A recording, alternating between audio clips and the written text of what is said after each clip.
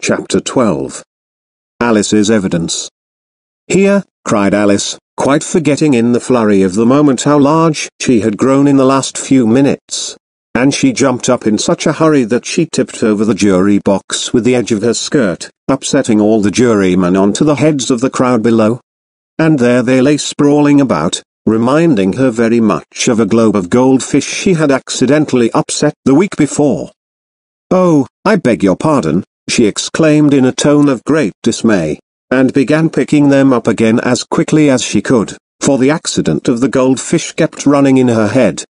And she had a vague sort of idea that they must be collected at once and put back into the jury box, or they would die. "The trial cannot proceed," said the king in a very grave voice, "until all the jurymen are back in their proper places. All," he repeated with great emphasis, looking hard at Alice as he said so. Alice looked at the jury box, and saw that, in her haste, she had put the lizard in head downwards. And the poor little thing was waving its tail about in a melancholy way, being quite unable to move.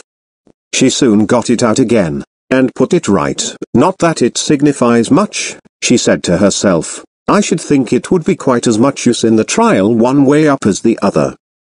As soon as the jury had a little recovered from the shock of being upset, and their slates and pencils had been found and handed back to them, they set to work very diligently to write out a history of the accident, all except the lizard, who seemed too much overcome to do anything but sit with its mouth open, gazing up into the roof of the court. "What do you know about this business?" the king said to Alice. "Nothing," said Alice. "Nothing whatever?"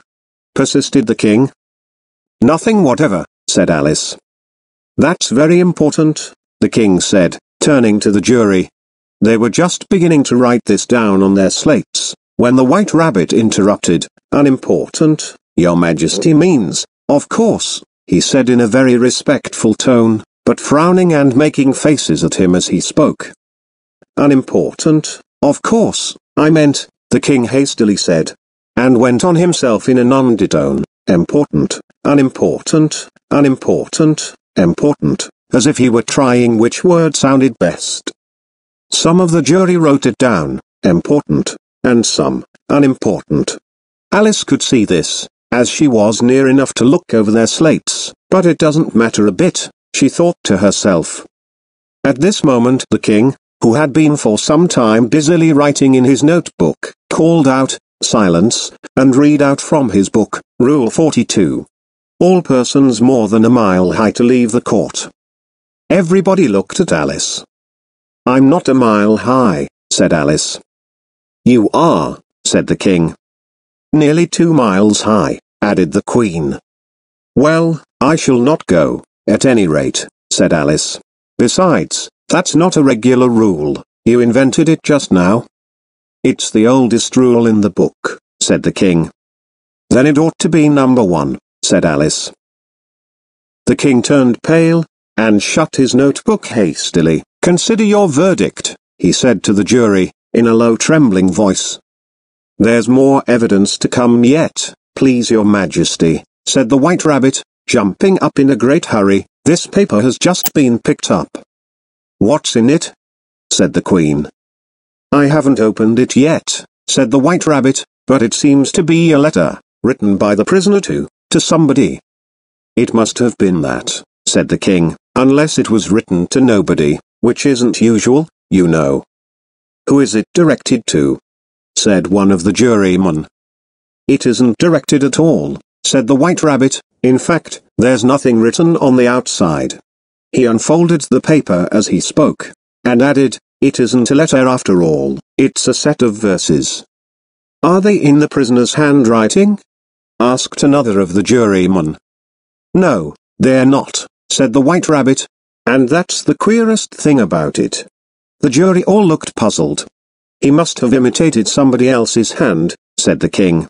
The jury all brightened up again.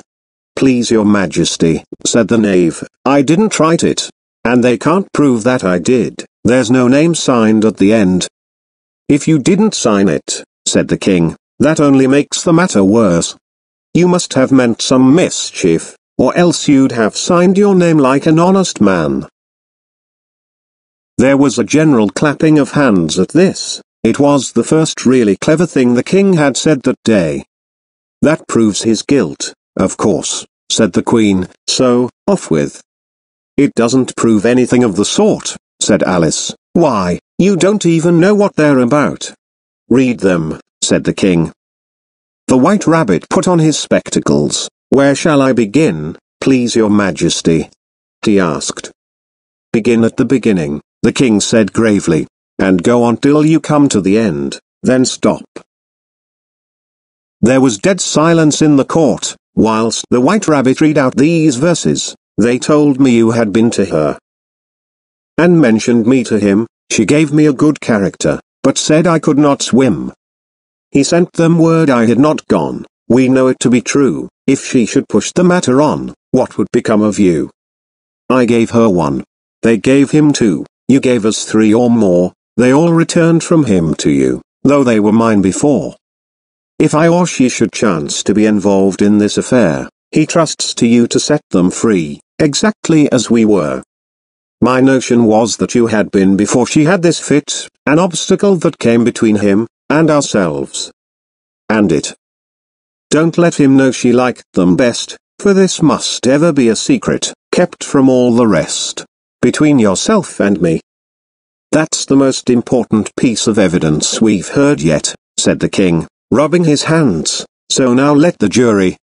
If any of them can explain it, said Alice. She had grown so large in the last few minutes that she wasn't a bit afraid of interrupting him. I'll give him 6pence. I don't believe there's an atom of meaning in it. The jury all wrote down on their slates, she doesn't believe there's an atom of meaning in it, but none of them attempted to explain the paper. If there's no meaning in it, said the king, that saves a world of trouble, you know, as we needn't try to find any.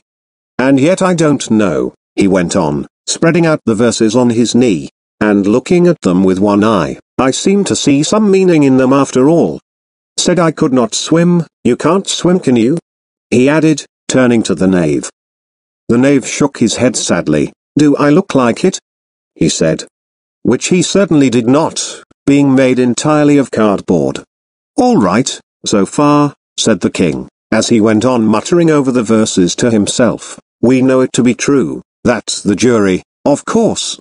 If she should push the matter on, that must be the queen. What would become of you? What, indeed? I gave her 1.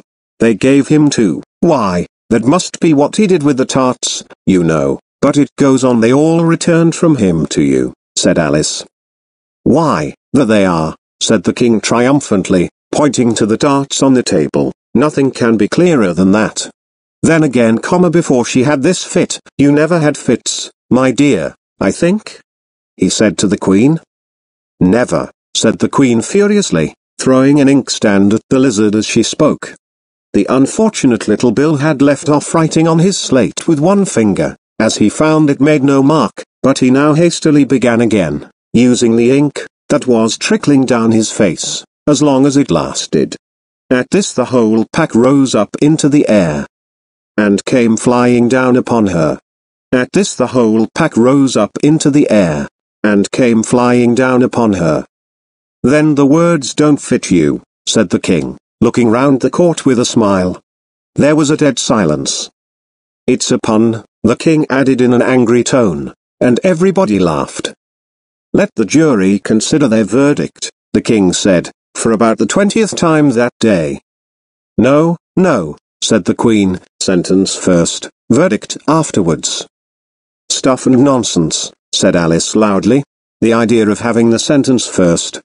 Hold your tongue, said the queen, turning purple. I won't, said Alice. Off with her head, the queen shouted at the top of her voice. Nobody moved.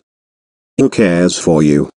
Said Alice. She had grown to her full size by this time. You're nothing but a pack of cards.